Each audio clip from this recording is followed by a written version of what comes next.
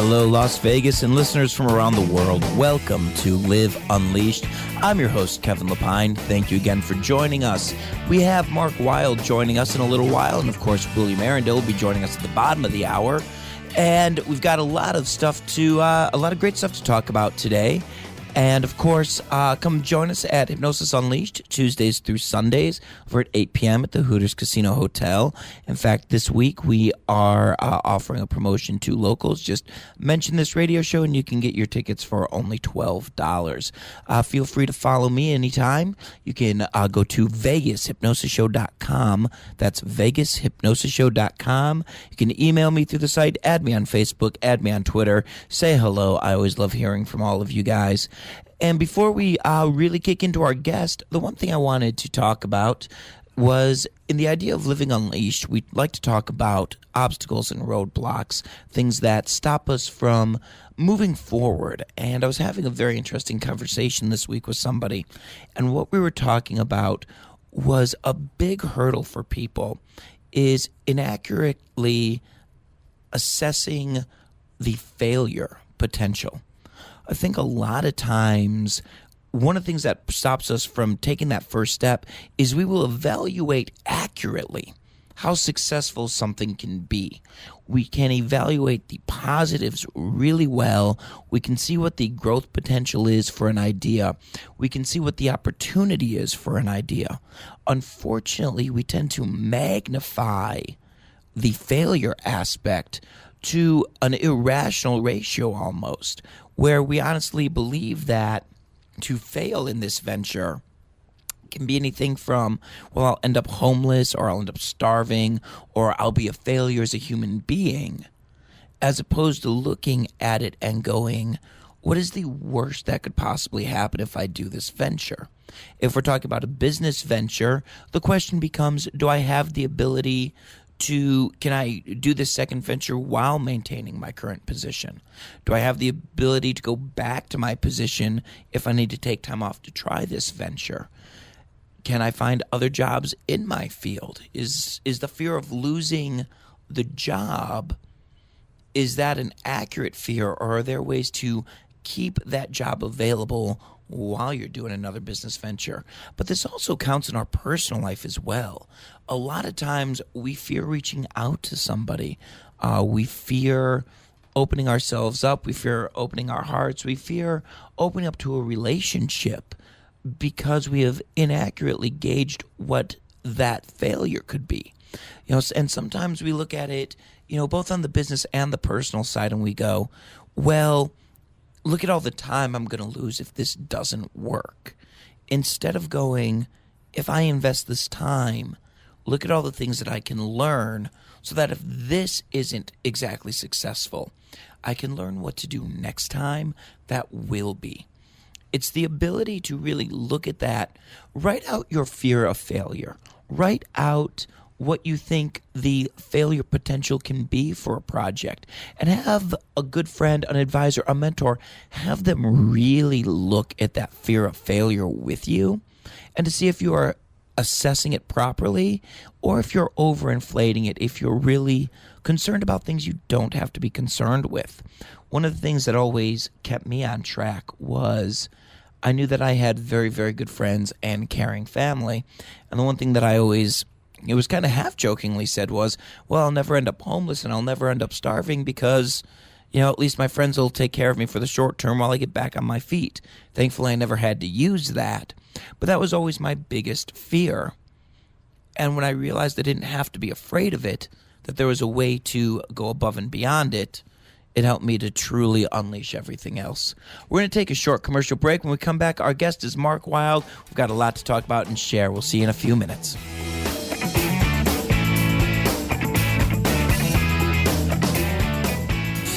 Monday Mayhem is back at Gene Woods Racing Experience Go-Kart Track. The stakes are higher than ever, and the winner takes all if you've got what it takes. The winner will get to race a real Thunder Roadster at the Las Vegas Motor Speedway in an actual race. So be there every Monday. First race starts at 7. Come early to register. We are located at 121 East Sunset Road at the Sports Center, across from McCarran Airport. For more information, call us at 702-270-8100. That's 702-270-8100. You can visit us on Facebook, or you can go to our website at racingexperiencelv.com. Once you race here, you won't go anywhere else. Monday Mayhem is back.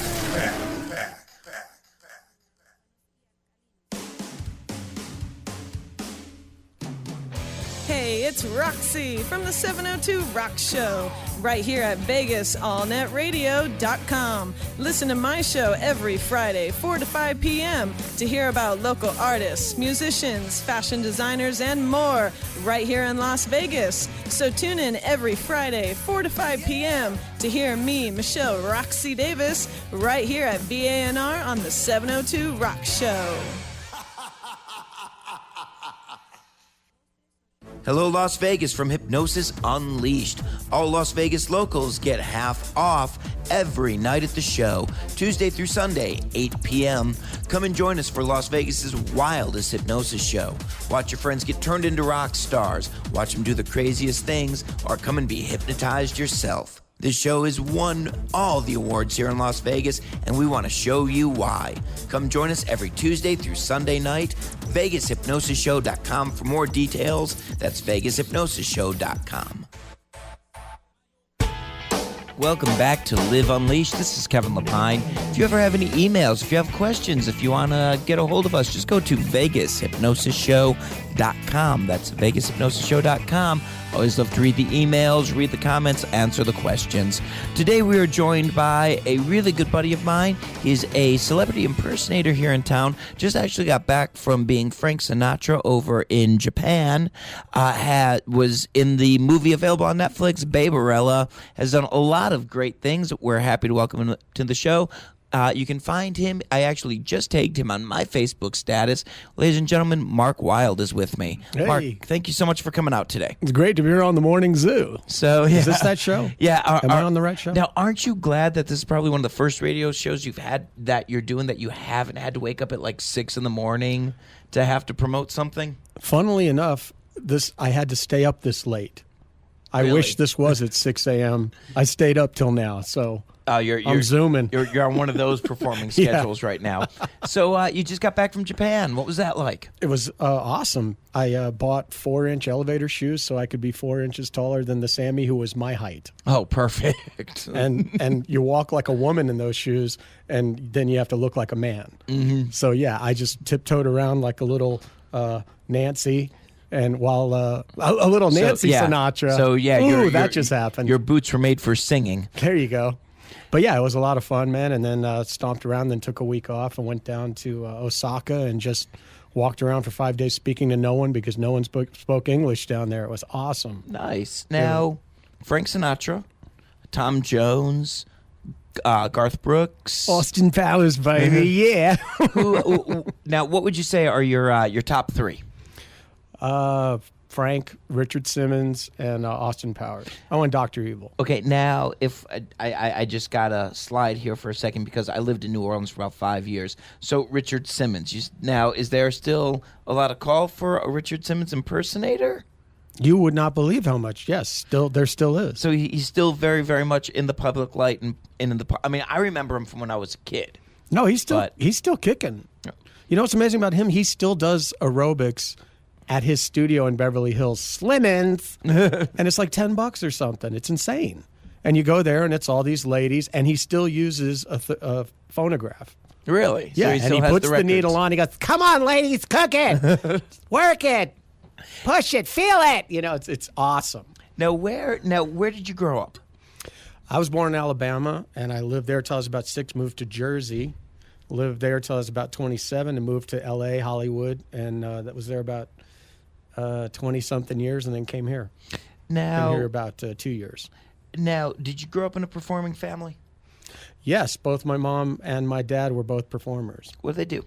My dad actually didn't grow up with my dad. I didn't meet him till I was 22, but he was a bluegrass player. Okay. And a professional bluegrass player, if there is such a thing. Well, I mean, Steve Martin right now is touring with the Steel Kenyon. But back in the day, professional meant you cleared $500 a year. Oh, okay, gotcha, right. In fact, you know the old joke: how do you make $1 million at a bluegrass label? How do you make $1 million a bluegrass label? Start with $2 million. Yeah. Hey, thank you. Hey, Remy, Jimmy, thank you, brother. Hey, we're here at the zoo. I didn't realize we actually were. And then my mom was an actress who gave it up to just sort of be a secretary and a housewife. Okay. Very frustrated woman. Now, what got you into? Well, before I ask what got you into the performing field, did you do anything before performing, or was this really all you've ever done?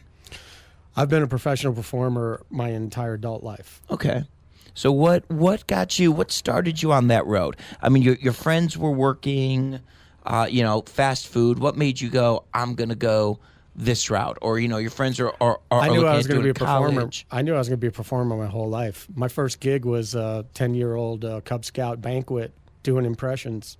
Flip Wilson, all the ones of the day, Ed Sullivan, right here, right now. 10 years old. I killed. I opened the show. We forgot to get a lineup, and we were all Cub Scouts, and the den mother was like, oh, wait, who's going to start? How do we start? And I went, I'll do it. And I just walked out and went, hey, everybody, here's the show. And, killed. And so, I always knew I was going to be a professional performer. Now, what would you say was that? Well, before I go to what would you say was a gig that really helped make you feel that you had jumped into the big time? What was it always the idea of impersonating? There's obviously comedy in there too. Was that always the goal? Yeah, well, actually, my brother was a very smart and very savvy dude, and at 18, he went into the city, New York City. We lived in Jersey, and he said, "Where do the comics perform?" Because he saw them on TV, and he walked around, and finally, someone said, "Oh, Catch a Rising Star, First Avenue." Blah, blah, blah. He went, he saw the show, he started doing open mic, but then he went off to college back down in Alabama, and then I took a semester off. All my friends went to college, and so I started doing that. And every time I would quit, because when you bomb, it just is devastating. I would go from being a guy who worked at Dunkin' Donuts. I was a janitor at Dunkin' Donuts. I didn't just work at Dunkin'. I was the janitor at a Dunkin' Donuts. It was the most horrendous job. So when I was doing comedy, I was like, well, I'm an aspiring comic who works at Dunkin' Donuts. And every time I quit, I was just this dude that worked at Dunkin' Donuts, and it got me right back on that stage. All right, so let's actually talk about every performer's favorite story then. What was the one big bomb you really remember? Oh, man. I had gotten on a really good roll. I was like kicking pretty consistently and really well. I'd finally gotten on that roll about a year and a half in, and I was working, picked up a gig in Jersey, not far from my house, invited my mom and this girl. I was also playing music in bars. I was a professional musician, so I was like, nibbling on sponge cake. I was one of those guys. And a girl I had met there, this gorgeous girl, I invited her to the same show. So my mom and this potential new hot girlfriend are in and I went from just, doing great every night, to dead silence. If you put it in a movie, people would boo the screen like, that doesn't happen in real life. Dead silence. Now, let me ask this, and this is one of my favorite moments.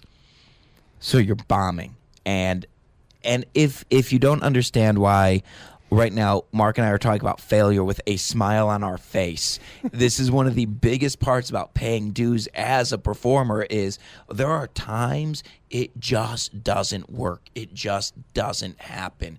There are times that it just kills you and cuts deep. Yep.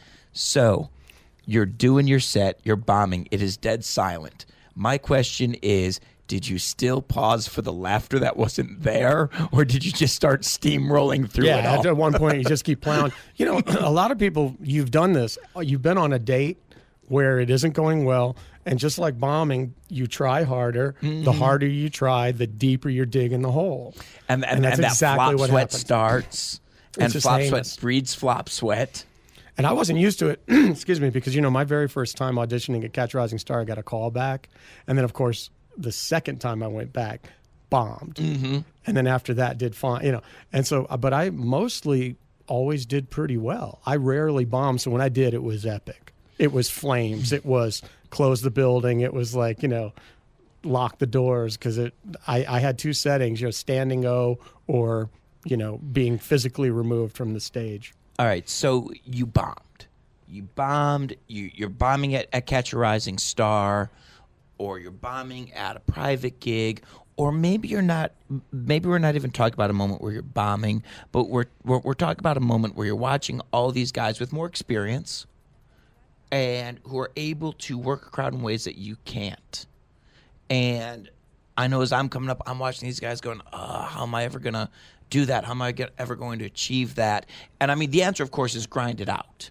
But how did you not quit? I had nothing else to go to. I had nothing else. Plus, it was inevitable for me. I'm a performer. That's what I do. I'm a circus monkey. See, but there's a lot to be said for what you just said when you make that decision of I am going to do this, and you push forward, because there are many times where that job as a janitor at a Dunkin' Donuts probably looked way more comfortable than getting back up on that stage. Well, that's funny you mentioned that. I remember one of my favorite showbiz moments was when I was first really getting cooking. I went to do a dinner show. I opened for Gary Puckett from Gary Puckett in the Union Gap at the Club Benet, which was a big dinner theater in Jersey. Then drove back to my gig at the snack bar of a drive-in theater, and I'm scraping the grill thinking, wow, half an hour ago I was performing for 300 people, and I was like, that was just when I go, I'm going to remember this, But, I had the great fortune of like having that burning thing of like knowing what I was supposed to do. And I think a lot of people don't have that fortune. But when you have that, I mean, the drive is there, but those horrible moments where it comes off the rails, Now, did you have any mentors? Did you find any people who really kind of helped guide and teach you and give you some tools to hone the craft? Yeah, I was pretty lucky. I was a bit of a jackass when I was a kid. I was a horrible, egotistical. I was really holier than thou, and just thought I was better than most people, and just a generally horrible person. And so most people not only did they not help me, they were trying actively to destroy me because they just hated me. But I had a few older guys, in the business that just really saw the potential in me and knew I had a good heart under all that, because a lot of my troubles came from, upbringing and stuff where I was just kind of a basket case. But a lot of dudes could see that I had a good heart and they'd stick with me no matter how much hell I put them through. So I've had a few guys. Mike Egan was one of those guys. He comes out here, and if you ever get a chance to see Mike Egan, he comes through Vegas regularly. He's one of the funniest men alive and just a sweetheart too. And I think that no matter what profession, when you start off, I think a lot of us put on that armor of arrogance just because we kind of need that. It's almost a false confidence, but you almost need it when you're starting just to go, I know I can do this. And you kind of need it in order to take those first two steps. To drive, yeah, absolutely. And then until you make it. Well, and then of course there's that moment where that arrogance just pulls you back down, and it stops you from growing. But in the beginning, and it's funny. I actually had this conversation with people that nowadays the whole fake it till you make it doesn't necessarily work, because anybody can be Googled and everybody can be found out that didn't there's no time to fake it that anymore. Yeah, it's actually one of the things that makes it a little bit harder for a performer is the beginning level is always there, for everybody in any field, and you can always see where the top people are. But that middle level kind of gets harder and harder and more elusive. Oh yeah. Especially nowadays. Well, a lot of it is not appreciating where you are. Like I look back, and my one regret over a comedy career is I wish I'd had more fun. I never had any fun with it because, whatever level I was on, and I hit some really good levels. I always wanted to be at the next level. So I was always thinking I was being shortchanged, hadn't gotten there, wasn't getting what I deserved. And I look back and I go, man, I had one heck of a career. If I just kept my mouth shut and enjoyed it, it would have really been a lot of fun. And you know what? I'm going to jump on that train with you. I remember, so I lived in New Orleans for 5 years, left New Orleans due to Katrina. And then career takes off in a lot of different ways. And so a couple years later, I go back, and I'm hanging out with a friend of mine, and I'm being really nostalgic about, there's this place and this place. And I miss this, and I miss that, and I miss this. And my friend looks at me and goes, I can't believe you're saying you missed all this stuff because when you were here, you hated being here. And I didn't realize it at the time, but it was that same thing of I couldn't enjoy where I was because I knew where I wanted to be. Right. And I think if hindsight being 2020, if I could have enjoyed the time more, I think I also could have been open to learning more. I learned a lot in New Orleans. Right. But I think if I had enjoyed it, taken a few breaths, and not been so desperate to achieve what was next, I think I could have taken a lot more value from where I was. Exactly. Now, what was your first big impersonating gig? Impersonating gig. Let's see. Or I'll just start off by going, what was one of the first gigs that you did where you go, I made it? As an impersonator or as a comic? Either or both. Well, I had I finally got Comedy on the Road, that show on A&E with John Biner, and that we, just trying to finally get on TV because I was a guitar act and I did song parodies, which meant I could not get on TV back in the day because they weren't going to pay the song rights and pay the extra money. And now that music doesn't cost anything to do on TV, everybody can do their parodies, but I had a scarlet letter on me for that, but finally got on there and, got my set on TV, and that was when I was like, okay, now I'm on my way, and then I saw the footage, and what had happened was they put me on 4th out of 5 guys, and the guy after me kind of ate it because I smoked it. And so what they did is they turned my track down and they squeezed his up, and you can actually hear chairs scuffling during his laughs, and then mine, there's just nothing there. And I remember my dad was in the audience, the live audience, and he called me and he went, what did they do, man? Because he knew TV. And so he goes, what happened? Because he saw the live show. And I go, I know, dude, that's my career. I had that feeling like I was doomed, like the world was out to get me and the industry was out to get me. I was always going, maybe I'm supposed to go to India and help kids learn how to read or something, because it just seemed like whatever could go wrong would go wrong. And now that I don't feel that way anymore, nothing goes wrong. What made that transition from having kind of that bitterness to going, I'm dropping the bitterness? Lots and lots of years of therapy type things and hypnotherapy, believe it or not, and self exploration. And in fact, I'm at a place now. The funniest part is releasing your ego is actually something you want to do in your life. To get to a place where you're not driven by your need to be approved by people and, liked and, just wanting to like yourself, love yourself, and approve of yourself is all you need.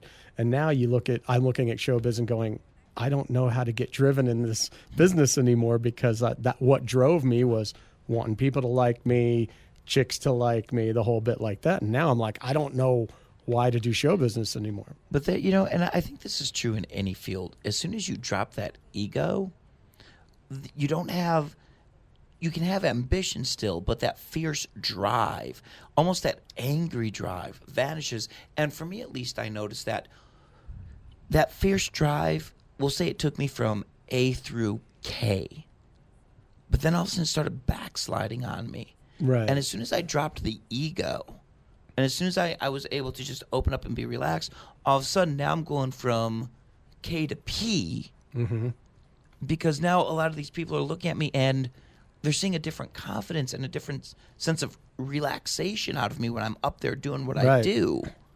Well, that's why I like watching what you do, man. I love coming to your show because I wrote a review that said, it's just the nicest hypnosis show I've seen, where doesn't mean it isn't edgy, doesn't mean it isn't funny. It's completely edgy, completely funny, but you're just nice. And I'm not used to that. A lot of these hypnosis guys, they do all this, and then I'm like, that was mean. And it's great to go to a show like that isn't mean spirited. Well, and I think that you see this in comedy a lot too, that you'll see a lot of people embrace anger a lot in comedy. Right. Because, and I mean, some people do it well. Let's face it, you don't ever want to see Lewis Black happy. Not on stage. You don't. Right. But there's a certain moment where you realize everybody on stage is being angry. Right. And if you're not, You're that breath of fresh air. Right. So what was your first gig as an impersonator, and what was kind of the gig that made you go, I want to open up more characters?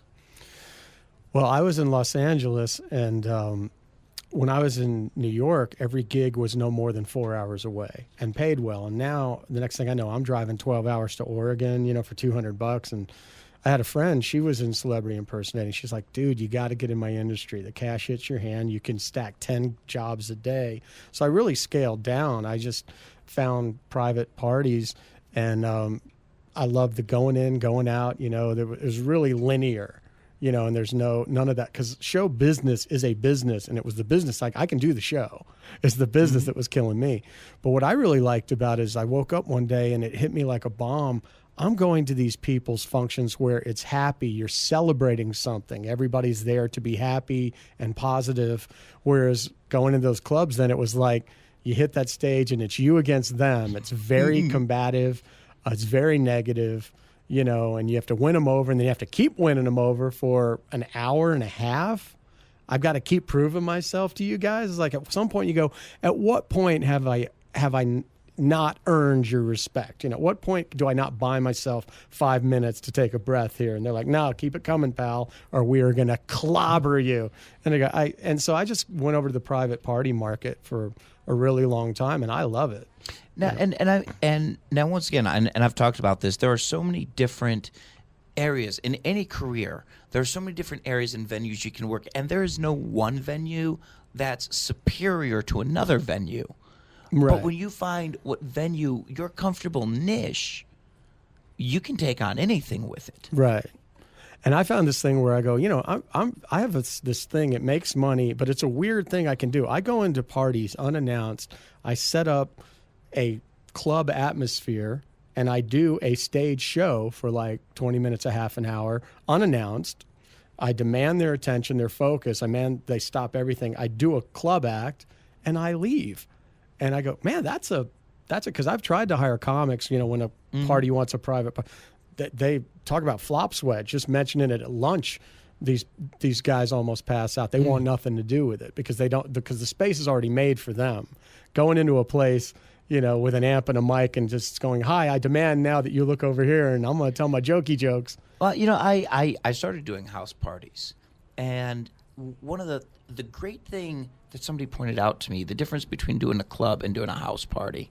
When you're doing a club, you have the advantage that they all came just to see you. Right. But you have that disadvantage that they all came to see you, and you've got to live up to whatever expectations hit their imagination as to what you are. Right.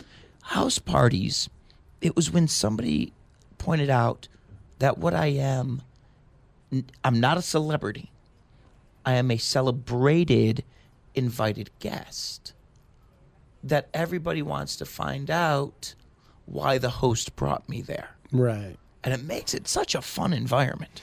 It is, but there's also an expectation there is like, all right, I was talking to this girl or this guy, or I was talking, dude, when you show up. I was talking. Now give me a reason why you think I should shut up for you, or they'll turn too. They will eat you alive. And you have no recourse. You can't go into your bag of tricks of how in a club you can shatter somebody if they want to challenge you. I will always win. In a house party, I've got to win, and I've got to do it delicately. So it's really more surgical than when I'm in a club. I'm just bludgeoning them over the head with a mallet. You've got to use a scalpel instead of a shotgun. And so, Now, how many gigs a year would you say you do now? Well, now I'm on, now that I've come to Vegas, I'm switching over. I'm trying to find a venue, do this 5-character celebrity show that I'm trying to do. And I don't really understand how it works here, because last time I was in Vegas, they hired you, and now there's this whole thing. You find a club, you pay the dough. I'm like, whoa, this is new. So there's a whole new thing out here, and I cannot get my head around it yet. But I'm meeting people like you, and I'm meeting people that are teaching me this and that. So I am meeting people that are helping me along, but it's baby steps. I do not understand how this works, man. But I mean, you're still here. You're still doing other gigs. You're still working while you're growing into what you want that next step to be. Exactly. So yeah, I do enough gigs to pay the bills and keep my chops. And meanwhile, and then it's just studying, figuring out, going around, and and then the funny thing about this town is once you kind of think how the town is changing every day. Every 5 years, it's a whole new place. Yeah, and so, and I mean, like downtown has changed since I've been here in 2 years. It's a whole new town. Oh, yeah. And so I had this idea of a Target, and then I'm like, oh, that's gone. So, it's rolling with the punches, and it's like, I'm sure I'll figure it out, because this is there are opportunities. The one thing about this town is if you're a go-getter, and like you said, all the things you're talking about growing a thick skin and getting out there and believing in yourself, there are opportunities, and this is a great town for that. Oh, yeah. We're going to take you're proof of that. We're going to take a quick 2-minute break. We're going to come back. William Arendell will be joining us. We'll be back with Mark Wilde as well.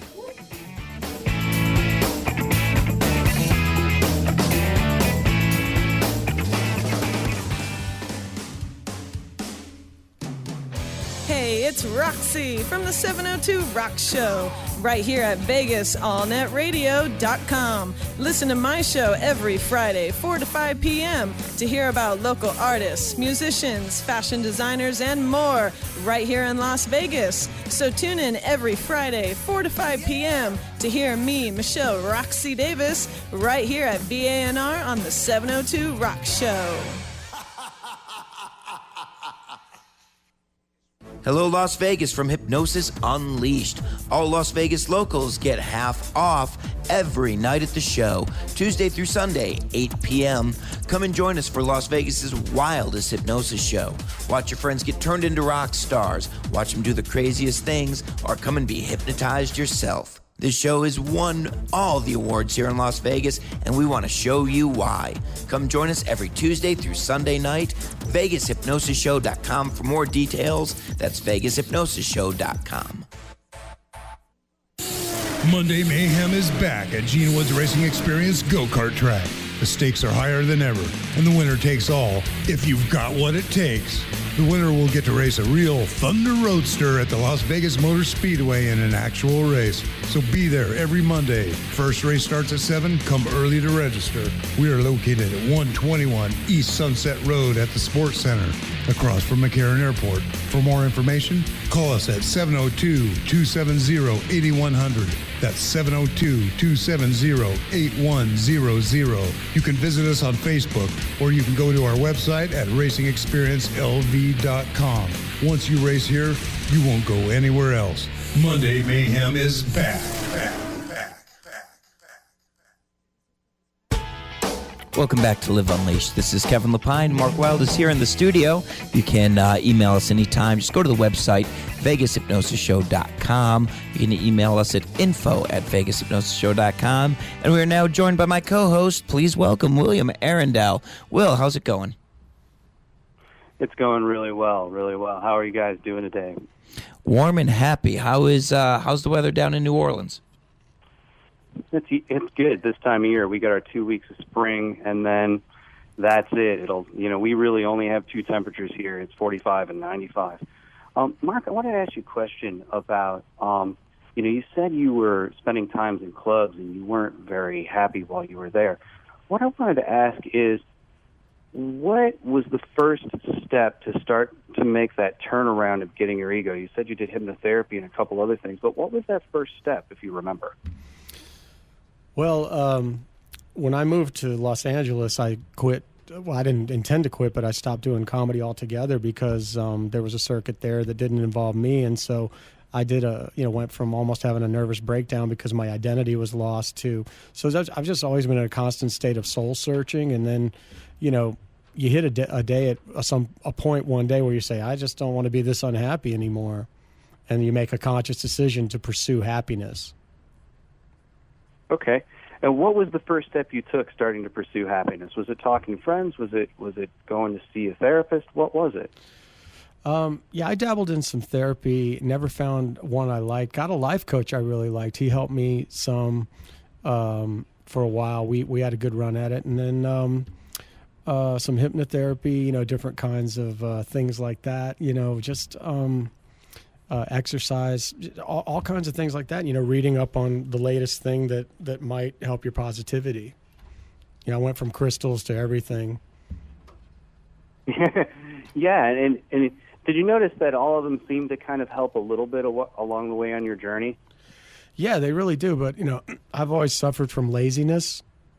That is like my go-to move. When in doubt, roll in a ball Okay. and check back 20 hours later. Okay. And did you find the life coach was particularly helpful for that? Yeah, those people are phenomenal.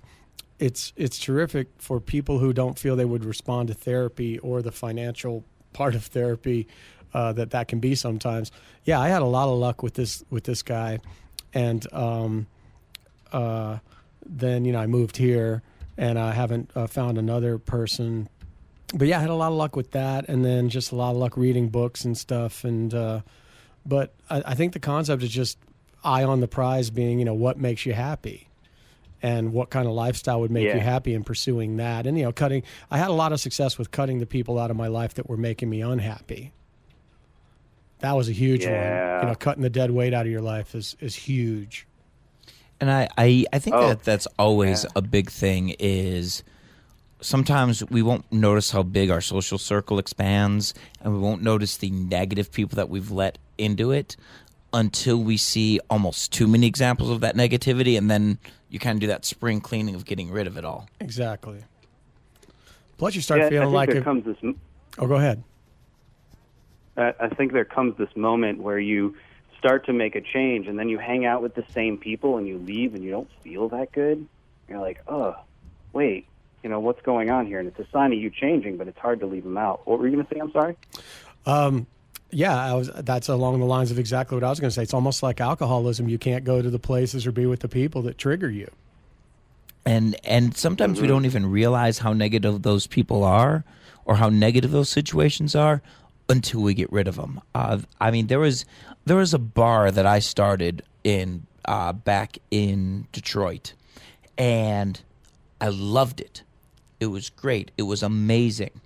And when I say I started there, I mean, I was probably too young to be in there. I was probably 17, just going on 18, let alone way too young to be drinking.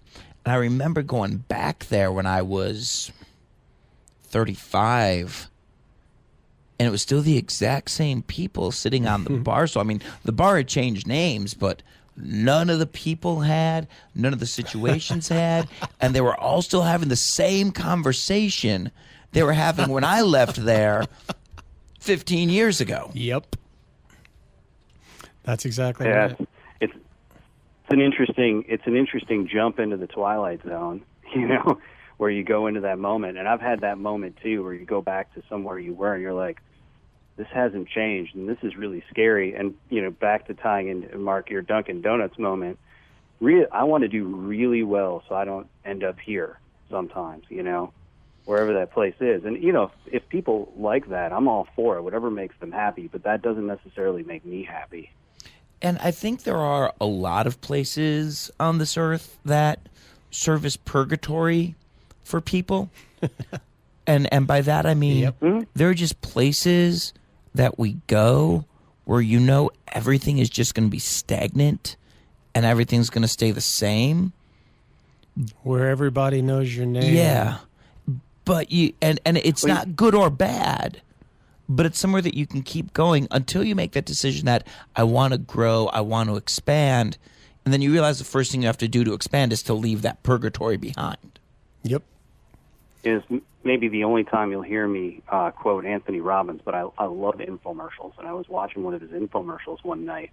This goes way, way back, and he said, a lot of people get caught in this space where they're not uncomfortable enough to do anything about it, but they're not where they want to be. And that's a purgatory that a lot of people get caught into, and they just kind of stay there because, as you said, they never have that Dunkin' Donuts moment. They never have that moment where they're scraping a grill, or like me making a nacho. Notice how they're all restaurant motives.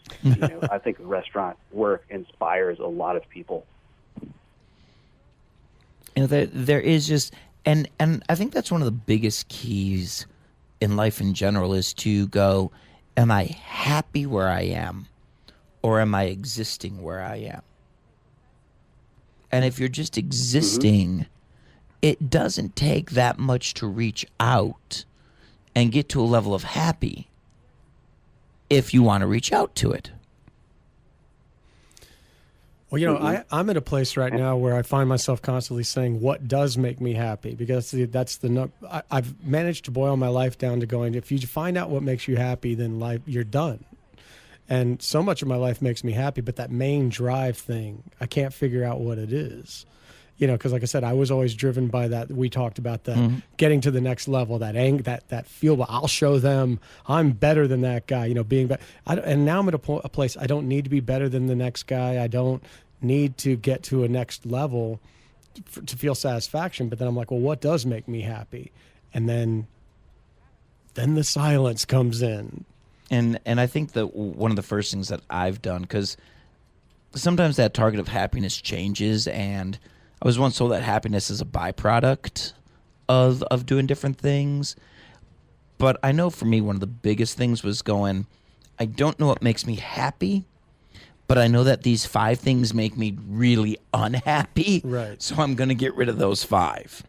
And sometimes just the absence of hell and misery can be heaven and joy.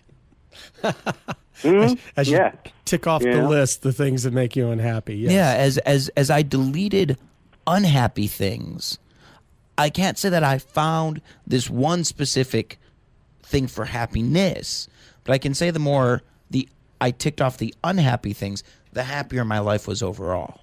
Right. Oh, yeah. Most definitely. The brain tends to work in contrast. And, the best bottle of water you ever had was the one you drank after a 7-mile hike in the desert. And so, sometimes we find happiness. And, I just want to, adjust the wording a little bit. That's more like relief than happiness. Happiness tends to be a word that's defined more internally.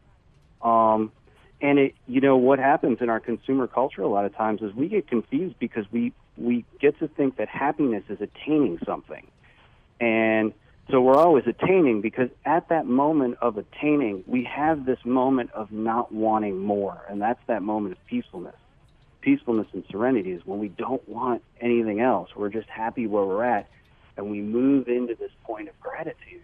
And so I think this is this part where you're at Mark, where you're not finding those things outside anymore. So it's about the cultivation of gratitude from the inside. And that's what causes that kind of empty space, because when you listen, there's nothing there. And so it's about what you want to move towards and make yourself grateful for, because I find that people get into that space when they're done running away from everything. Then they sit there and they're like, wow, I don't know what I'm supposed to be doing, because all I've known for 30, 40, in some cases 60 years is running. And then they stop, and the peacefulness, the inside stillness is almost confusing.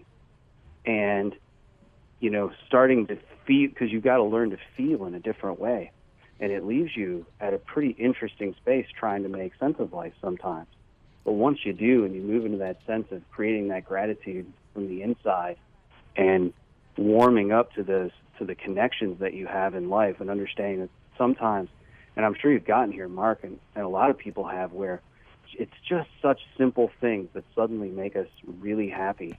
Simple connections with people, the giggle of a child, hearing one of our parents' voices. All of those, I think, kind of start to fill that void.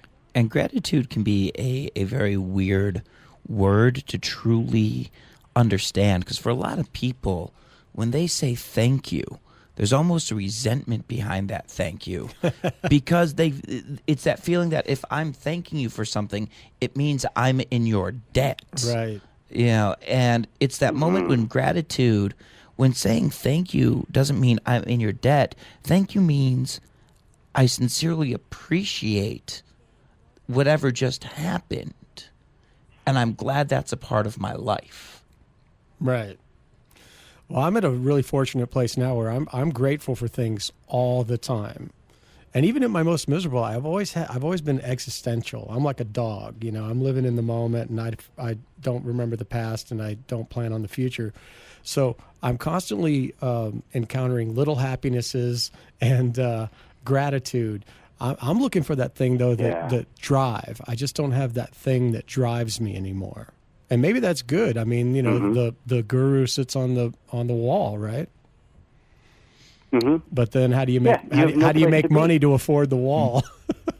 Well, and then I think it becomes that thing of not desperately going, I need to achieve this, so much as it is just going, all right, well, I'm going to grow what I'm doing to the best of my ability, and then when I see this next level or I have this next idea, I'll be ready for it when it comes.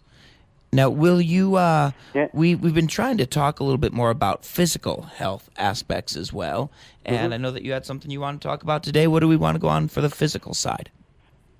Yeah, well, not necessarily physical, but just things that people have that they may not know about. And I want to talk about, as I did the last 2 days, the last two shows, just things that are generally known about. And then I sometimes like to dig into the literature and find some things that are a little off the beaten path. And that's actually what I want to talk about today. I want to talk about a gene mutation that they're starting to know a lot about, and it's the MTHFR gene.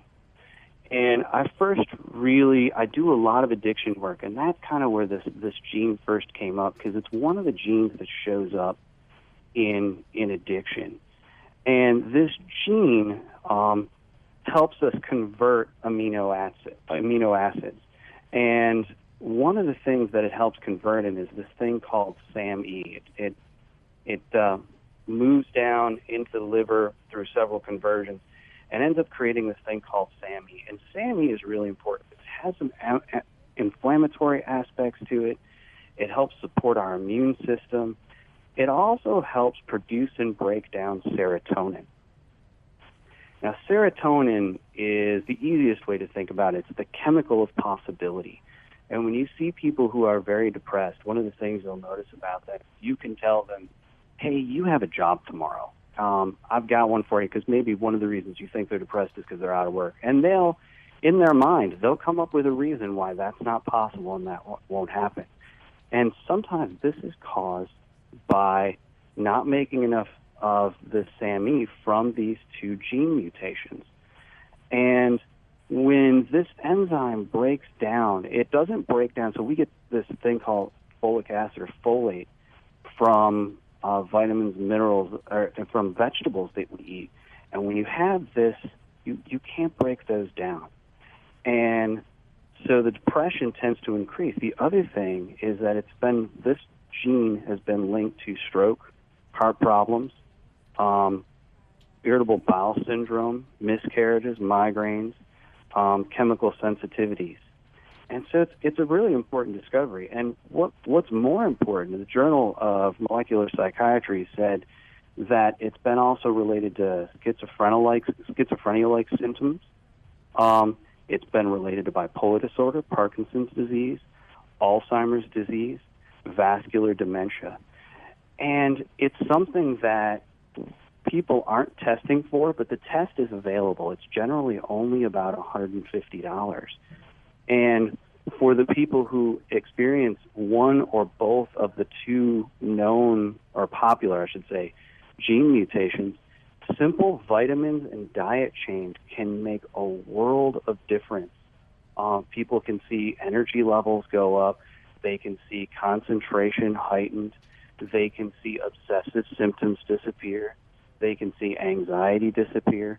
Now, these gene mutations, as far as I've read so far in a couple of different places and talked to a couple of doctors about it, the gene mutations don't occur in a lot of the population, but enough that the test already exists, and that it's important for people who haven't found some help for some of the things they're go to, maybe addicts, people with addiction who continually relapse, or people who've been experiencing attention deficit-like symptoms who haven't found help from any other place.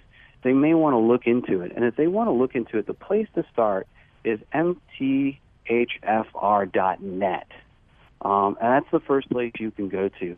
On that website, you'll find links to different doctors in the area. In your area, you can find out what the gene mutations are, how you can get tested. Another way is just to talk to your local doctor and talk about this. Some doctors will know about it. It's getting more and more popular. And another way is go to the Academy of Functional Medicine on the internet those doctors, most of them will be trained in how to look at your symptoms and see whether this is something that's an issue for you, and they'll be trained to help you see how to help you with this, and what medications and or dietary or lifestyle changes could help you. Thanks a lot for letting me talk about that. Now, what's involved in a test like that? Is this like a simple blood draw, or is this a battery of tests? Mm-hmm. It's just a simple blood draw. Sometimes, depending on the doctor, they might do the saliva genetic test like 23andMe. 23andMe is a little controversial right now. But yeah, I mean, we are talking draw. a very, very simple, easy test. This isn't something that's going to take up all day. It's not something you need to go on a strict diet or regimen before. Well, the one thing you probably would have, there might be some dietary changes you may have to make one day to 24 hours ahead, depending on the test that the doctor wants to do. That's something that question I wish I could answer a little better. It's a little out of my scope of knowledge. But it is. I do know that it is a simple blood test. You would go to like Quest Diagnostics or somewhere like that to get the test, or your local doctor could do it, and they would just draw the blood and send it out to the lab and test for it. Now, will you also have information on this? The saliva test. You just go ahead. Will you also have information on this on helpneworleans.com? Unfortunately, I won't. I would really suggest going to the MTHFR.net website, and that could give you or the Academy of Functional Medicine, to look for a doctor that could help you if this is something you're concerned about, and some of the symptoms I said match some of the things you have going on. Wonderful. Will, thank you so much for joining us.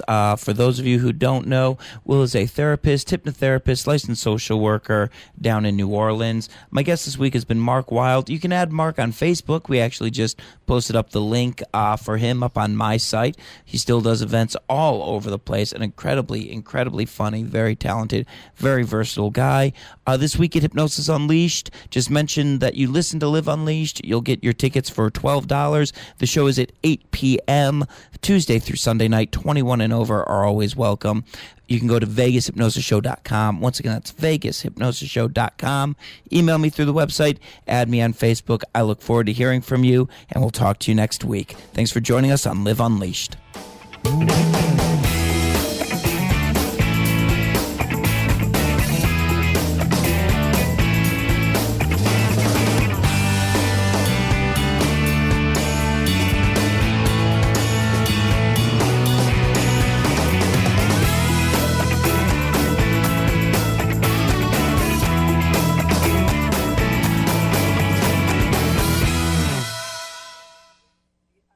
Hello, Las Vegas from Hypnosis Unleashed. All Las Vegas locals get half off every night at the show, Tuesday through Sunday, 8 p.m.